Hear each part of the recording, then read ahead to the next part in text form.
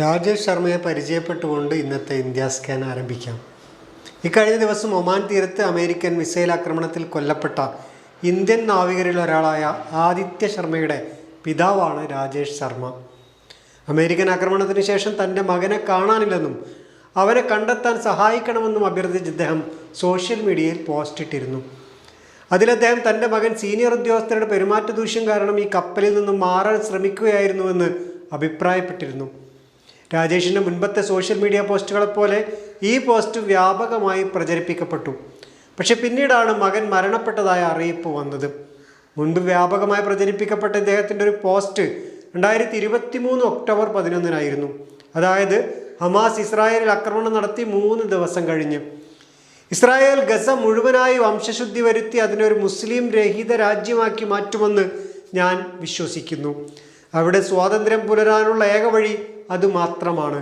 മൊസാദിനും Israel പ്രതിരോധ സേനയ്ക്കും അഭിവാദ്യങ്ങൾ. അതായിരുന്നു അദ്ദേഹത്തിൻ്റെ പോസ്റ്റ്. 2024 ഇദ്ദേഹം പോസ്റ്റ് ചെയ്തത് ഇങ്ങനെയാണ്: 21ാം നൂറ്റാണ്ടിൻ്റെ അവസാനത്തോടെ ലോകത്തെ എല്ലാ മുസ്ലിങ്ങളും നശിപ്പിക്കപ്പെടുകയോ സമാധാനത്തിൻ്റെ മതത്തിലേക്ക് പരിവർത്തനം ചെയ്യപ്പെടുകയോ ചെയ്യും. ഇത്തരം നിരവധി പോസ്റ്റുകൾ ഇദ്ദേഹത്തിൻ്റെതായി ഇപ്പോഴും സോഷ്യൽ മീഡിയയിൽ നിറഞ്ഞു കിടപ്പുണ്ട്. ഏറ്റവും കൂടുതൽ കാലം തുടർച്ചയായി ഇന്ത്യൻ പ്രധാനമന്ത്രി കസേരയിൽ ഇരുന്ന വ്യക്തി എന്ന നരേന്ദ്രമോദിയുടെ ആഘോഷത്തിന് പക്ഷേ പ്രതീക്ഷിച്ചത്ര പൊലിമ കിട്ടിയില്ല എന്ന് വേണം പറയാൻ. കാരണം മറ്റൊന്നുമല്ല, കൂറകൾ ഉയർത്തിവിട്ട ചോദ്യങ്ങൾ അന്തരീക്ഷത്തിൽ നല്ല ശക്തിയിൽ തന്നെ അലയടിക്കുന്നുണ്ട് എന്നതാണത്.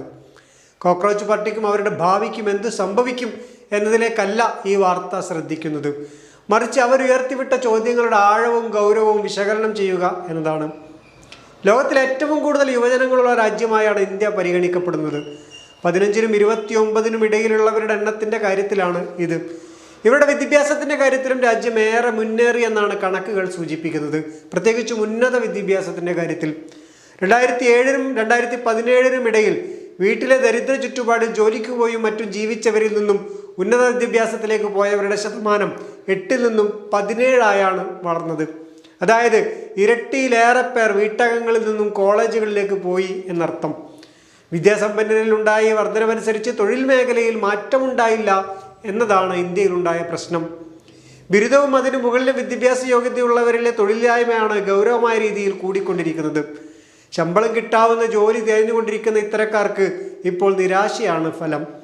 ജോലി കിട്ടുകയാണെങ്കിൽ തന്നെ കുറഞ്ഞ ശമ്പളവും കൂടുതൽ ജോലി സമയവും എന്നതാണ് അവസ്ഥ.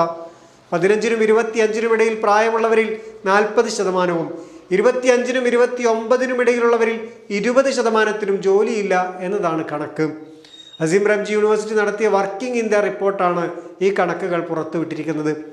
25ന് മുകളിലുള്ളവരിൽ നിരക്ക് കുറഞ്ഞു കാണുന്നത് അതിനിടയിൽ അവർ ഏതെങ്കിലും തരത്തിലുള്ള ഒരു ജോലിയിൽ കയറിപ്പറ്റിയിരിക്കും എന്നതുകൊണ്ടാണ്.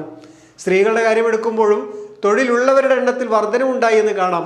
പക്ഷേ ഏത് തരം തൊഴിലുകളിലാണ് അവർ ഉള്ളത് എന്ന് നോക്കുമ്പോഴാണ് കാര്യങ്ങളുടെ കിടപ്പ് മനസ്സിലാവുക. മിക്കവാറും ആളുകൾ സ്വയം തൊഴിലോ വീട്ടുജോലികളിലോ ആവും ഏർപ്പെട്ടിട്ടുണ്ടാവുക. ഉന്നത വിദ്യാഭ്യാസം നൽകുന്ന സ്ഥാപനങ്ങളുടെ എണ്ണത്തിലും വർധനവുണ്ടായിട്ടുണ്ട്. മിക്കവാറും സ്വകാര്യ മേഖലയിലാണ് കോളേജുകൾ വർദ്ധിച്ചിട്ടുള്ളത്. പക്ഷേ അവയുടെ കാര്യക്ഷമത വളരെ കുറവാണെന്ന് പഠനം പറയുന്നു. അവയിൽ നിന്നും നിരവധി ആളുകളാണ് പഠനം പൂർത്തിയാക്കി പുറത്തിറങ്ങുന്നത്. ഇത്തരം സ്ഥാപനങ്ങൾ മിക്കവയ്ക്കും തൊഴിൽ മേഖലകളുമായി ബന്ധമുണ്ടാക്കാനാവുന്നില്ല എന്നതാണ് സത്യം. മറ്റൊരു മാറ്റം റിപ്പോർട്ട് സൂചിപ്പിക്കുന്നത് കുടുംബത്തെ സംരക്ഷിക്കുന്നതിനായി പരമ്പരാഗത കൃഷിയിടങ്ങളിലും കച്ചവടങ്ങളിലും ഏർപ്പെടുന്ന ബിരുദധാരികളായ ആൺകുട്ടികളുടെ എണ്ണവും കൂടി വരുന്നു എന്നതാണ്. മുൻപ് ഇത്തരം ജോലികൾ പെൺകുട്ടികളുടേതായിരുന്നുവെന്ന് കൂടെ മനസ്സിലാക്കുക. ബിരുദം നേടുന്നതിന് മുൻപ് തന്നെ ഇത്തരം ജോലികളിലേക്ക് മാറുന്ന ആൺകുട്ടികളുടെ എണ്ണവും കൂടി വരുന്നുണ്ട് അത്രേ. അതിനർത്ഥം ബിരുദ പഠനത്തിനും അത്തരം ഉന്നത പഠനങ്ങൾക്കും എത്തുന്ന ആൺകുട്ടികളുടെ എണ്ണം കുറഞ്ഞു വരുന്നു എന്നതാണ്. ഇത്തരം ആളുകൾ അവരുടെ അധിക യോഗ്യത മറച്ചുവെച്ച് ജോലിക്ക് കയറുന്നു എന്ന സ്ഥിതിവിശേഷം കൂടിയപ്പോഴാണ് അത് അനുവദിക്കാനാവില്ലെന്ന് സുപ്രീം കോടതിക്ക് തന്നെ പറയേണ്ടി വന്നത്. പക്ഷേ നിലവിലെ ഇന്ത്യൻ അവസ്ഥയിൽ ഈ വിധി കുറേയേറെ ആളുകളെ അപകടകരമായ രീതിയിൽ ബാധിക്കുമെന്നുറപ്പ്. പക്ഷെ വിധിയുടെ സാങ്കത്യത്തെ തള്ളിക്കളയുകയും വയ്യ. ഉദാഹരണമായി PhD യോഗ്യതയുള്ള ഒരാൾ പിയൂൺ ജോലിക്കോ സ്വീപ്പറുടെ ജോലിക്കോ അപേക്ഷിക്കുന്നത് ശരിയല്ല എന്നുറപ്പ്. പക്ഷേ നിലവിലെ ഇന്ത്യ സാഹചര്യത്തിൽ അത് ശരിയല്ല എന്ന് അത്ര ഉറപ്പിക്കാമോ എന്നതും ചോദ്യമാണ്. ഏറ്റവും കൂടുതൽ ചെറുപ്പക്കാരുള്ള രാജ്യം എന്ന പദവിയിൽ നിന്നും രാജ്യത്തിന് മാറ്റമുണ്ടാവാൻ വളരെ കുറഞ്ഞ കാലം മതി. ഏകദേശം 2030ഓടെ തൊഴിലെടുക്കാനാവുന്ന ചെറുപ്പക്കാരുടെ എണ്ണം കുറഞ്ഞു വരും. അതോടെ ശരിയായ തൊഴിലും നല്ല വരുമാനവും ഇല്ല എന്നത് ഗുരുതരമായ പ്രശ്നങ്ങളിലേക്ക് വഴിവെക്കും. നിർമ്മിത ബുദ്ധി കൂടി ശക്തിപ്പെടുന്നതോടെ ഇന്ത്യയിലെ നല്ല ജോലികൾ എന്ന് വിളിക്കപ്പെടുന്ന മേഖലകളിലേക്കുള്ള പ്രവേശനം പാടെ കുറയുകയും ചെയ്യും. ഇതോടെ രംഗം കൂടുതൽ വഷളാകുമെന്നും ഈ രംഗത്തെ വിദഗ്ധർ വിലയിരുത്തുന്നു.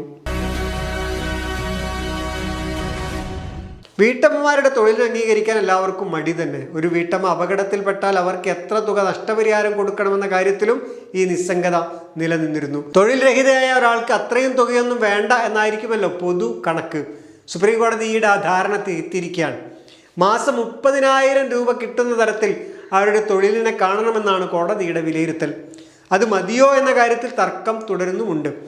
ഒരു ദിവസവും മുടക്കമില്ലാതെ ജോലി ചെയ്യുന്ന വീട്ടമ്മയുടെ ശമ്പളം മാസത്തിൽ 30,000 എന്ന് എങ്ങനെ നിശ്ചയിക്കുമെന്നാണ് അവരുടെ ചോദ്യം. പക്ഷേ ഇപ്പോഴെങ്കിലും ഇത്തരമൊരു തുക തീരുമാനിച്ചല്ലോ എന്ന് കരുതുന്നവരുമുണ്ട്.